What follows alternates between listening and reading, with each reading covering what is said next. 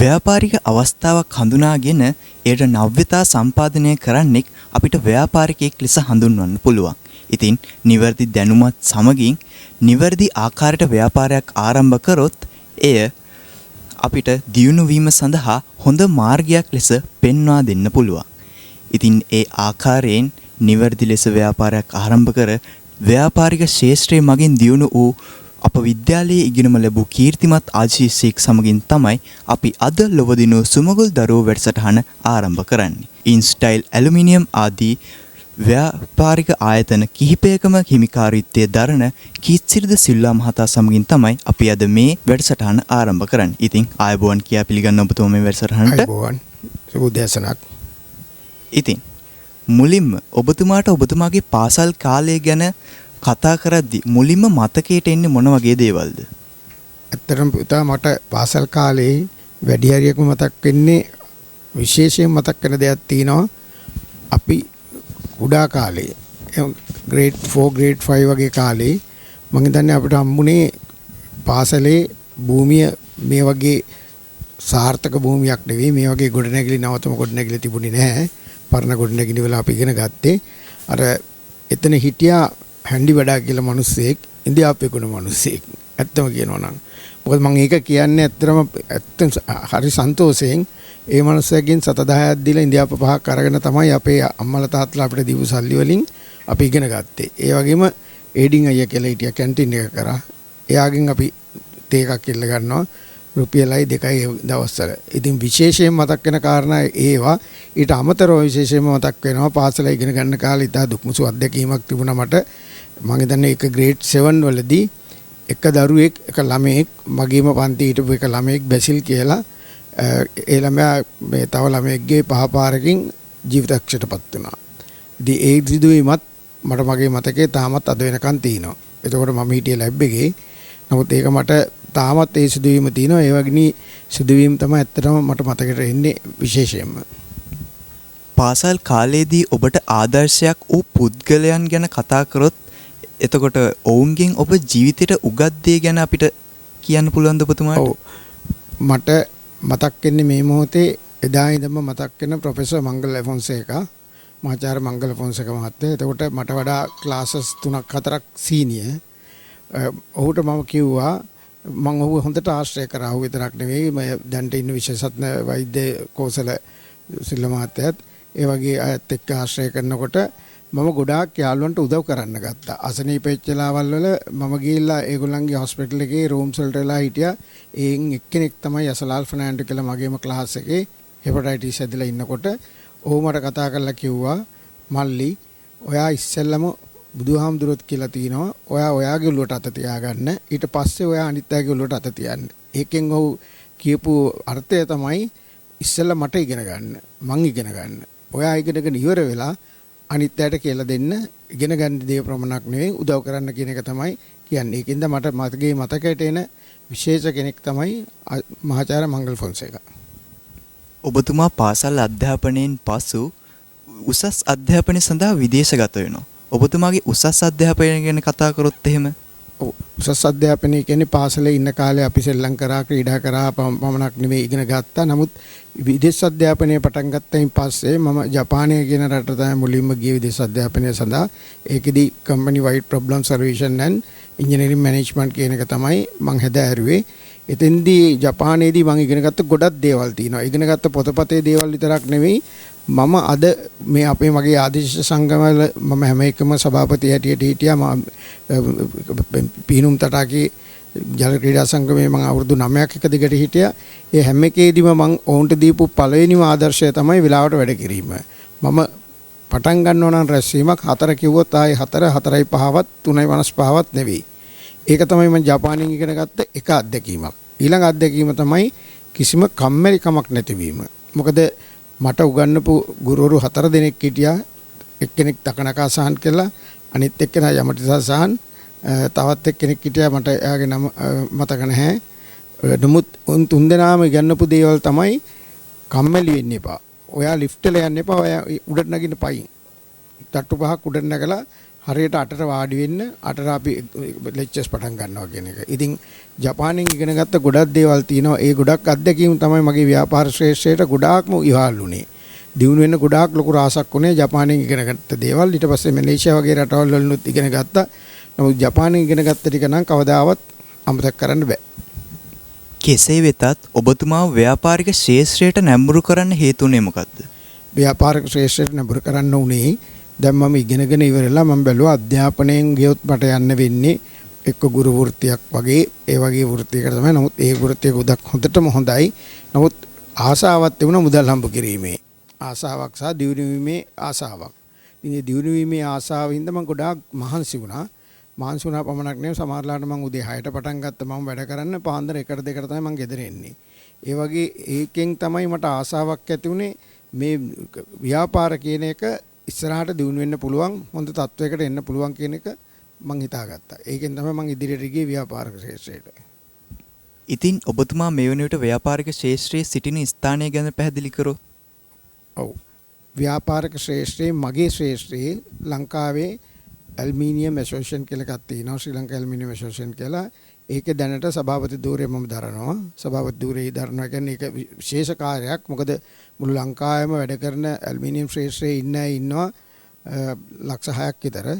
මේ 6ටම හැම ආයතනයකම සභාපති හැටියට ඉන්න වෙලා තියෙන්නේ මට. ඒ විතරක් නෙවෙයි දැනට ව්‍යාපාරික ශාස්ත්‍රයේ පරණ මිනිස්සයා මං වෙන්න ඕනේ. තව එක්කෙනෙක් ඉන්නවා මට එක්ක මගේ සම වයසේ ඉන්න එක්කෙනෙක්. දැනට ඉන්න පරණම එක්කෙනා මේ ශාස්ත්‍රයේ ඉන්න මම.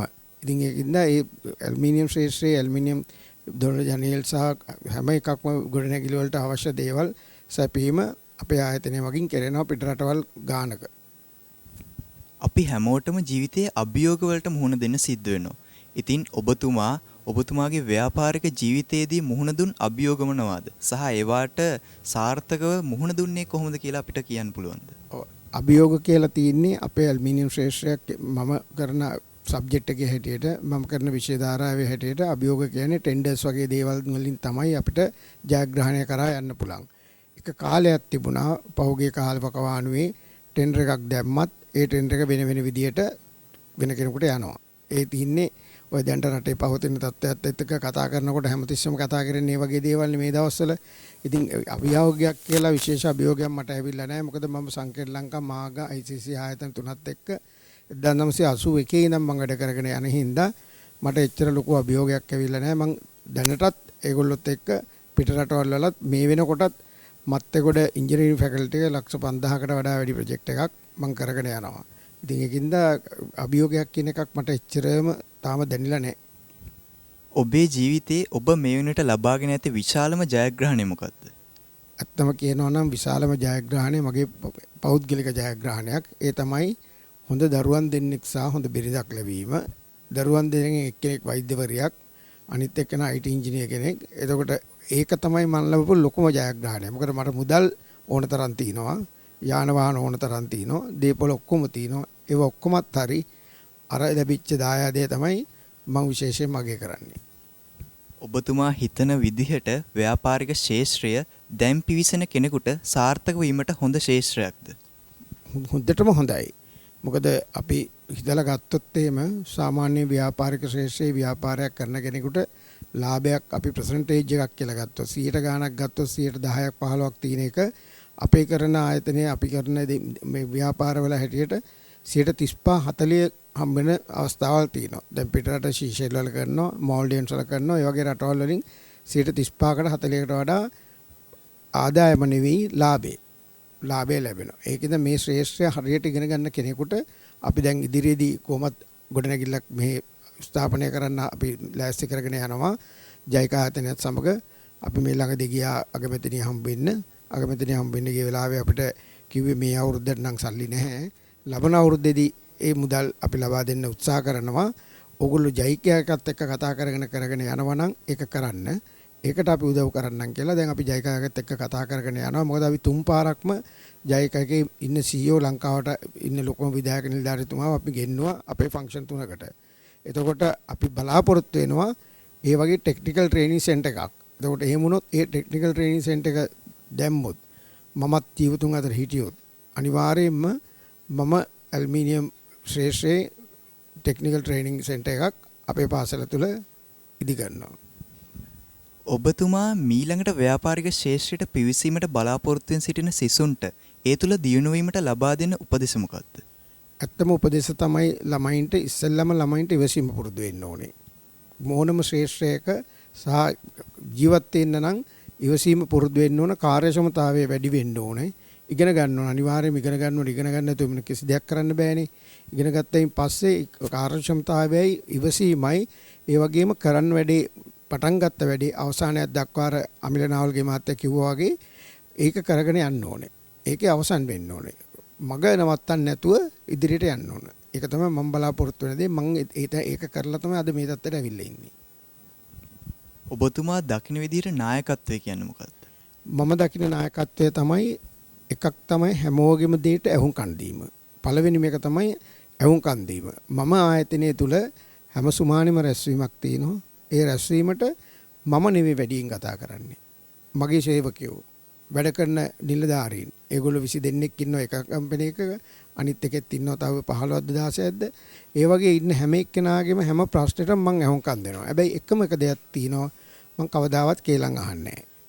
මම මේක පත්තරේ එක සැරක පිටුවක් සම්පූර්ණයෙන්ම මගව ඉන්ටර්වයුව කරලා දාලා තිනවා මීට අවුරුදු 20කට 30කට ඉස්සෙල්ලා. මම කිසි කෙනෙක්ගේ කේලමක් අහන්නේ නැහැ. ඒකෙන් තමයි මම දෙන අවවාදය තමයි, ආදර්ශය තමයි දිවිවිනීමේ රාස ඔය ටික. හොඳ නායකයෙක් තුල තිබිය යුතු ගුණාංග විදිහට ඔබතුමා දකින්නේ මොන වගේ දේවල්ද? හොඳ නායකයෙක් තුල තියෙන්න ඕන පළවෙනිම ගුණාංගය තමයි ඉවසීම.